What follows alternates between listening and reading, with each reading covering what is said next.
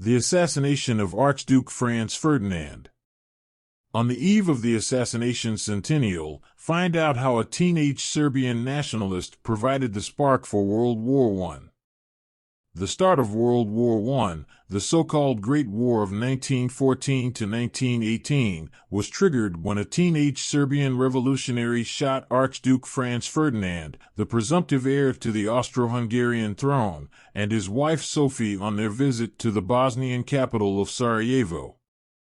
Deeply in love, Ferdinand chose to marry Sophie Chotek in 1900 despite the opposition of his uncle, the sitting Emperor Franz Joseph, who refused to attend their wedding.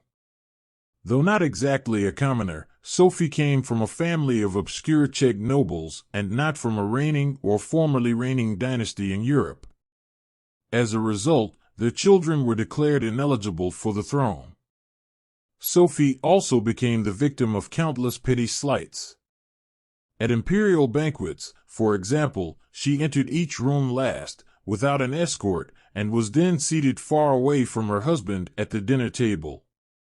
Ferdinand remained Franz Joseph's heir and Inspector General of the army. In that capacity, he agreed to attend a series of June 1914 military exercises in Bosnia-Herzegovina. Austria-Hungary had just annexed these provinces a few years earlier against the wishes of neighboring Serbia, which likewise coveted them. Ferdinand believed the Serbs to be pigs, thieves, murderers, and scoundrels.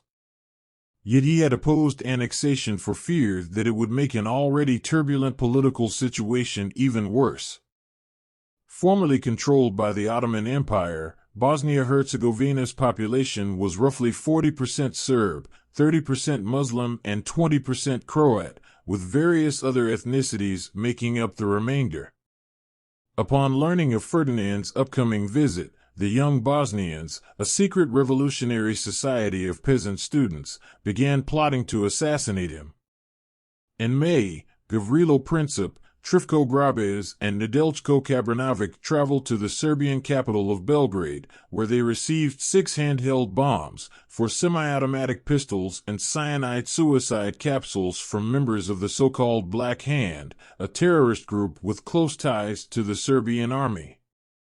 After practicing with their pistols in a Belgrade park, the 3 men journeyed back to Bosnia-Herzegovina, receiving help from Black Hand associates to smuggle their weapons across the border. To this day, it remains unclear whether the Serbian government participated in the scheme.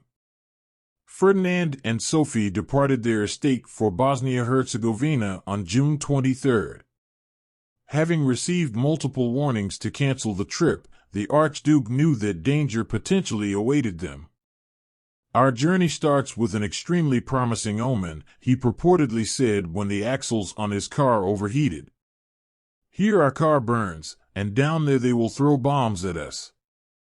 After arriving at a spa town a few miles outside of Sarajevo, Bosnia-Herzegovina's capital, Ferdinand attended 2 days of military exercises while Sophie visited schools and orphanages.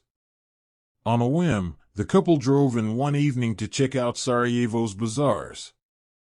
While there, they attracted a crowd of onlookers, including Princip, but were apparently treated with warmth and politeness.